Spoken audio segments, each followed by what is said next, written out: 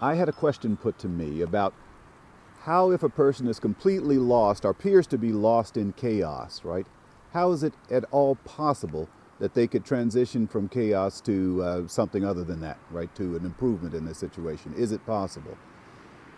Obviously, in some cases, no, it's not possible in some cases.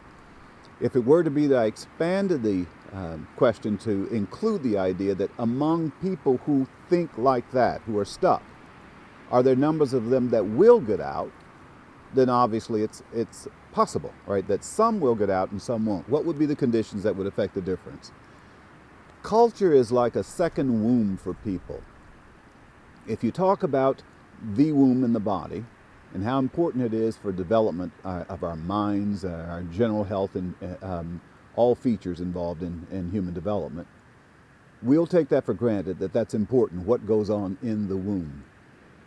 The same thing is happening in a way in terms of culture, because outside of the body, right, in the social milieu, there are other factors that are affecting whether we will think better, learn, improve. They're all out there.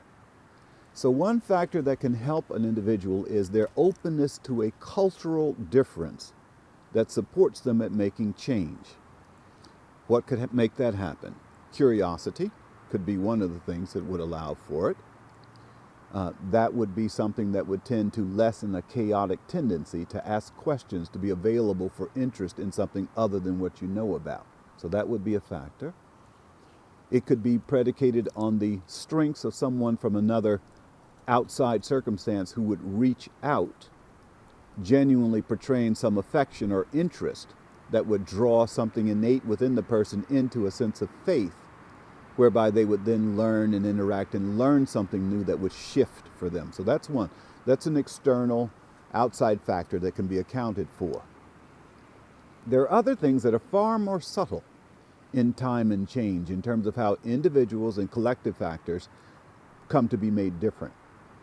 And that has to do with how nature uses principles to change things. We would know, for instance, when things are absolutely hard, as in an ice age, we would know that nonetheless there are factors of change, universal change, that bring about a difference from an ice age to another time in history whereby the ice is not the dominant feature.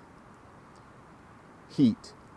We would know that nature has the capacity to move from major zones of heat, right, and change them into major temperate zones.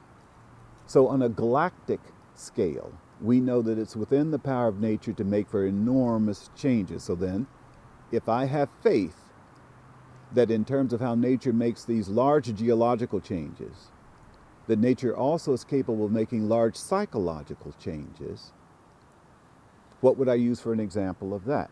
Well, technology. If I wanted to find out the cultural limits that a person had prior to the internet, let's say, the possibilities for gaining influences other than what you would be born into, right, would have been immensely fewer, right, prior to the internet. That'd be one. Reading. The possibility for gaining influences that are virtual influences are expanded enormously over time in terms of reading.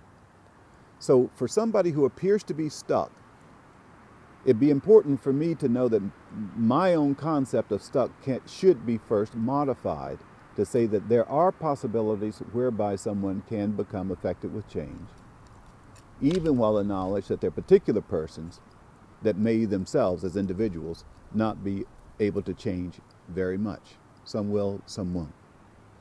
In this time where we have so many people that are appearing to need to coordinate with regard to environmental factors, the minority wonders if it's possible to get the majority to change. Well, quality becomes a key factor in understanding how you get the majority to change. If those that have abilities that need to be employed by the majority would increase those abilities, nature has a way of making a few become the standard for changing the many.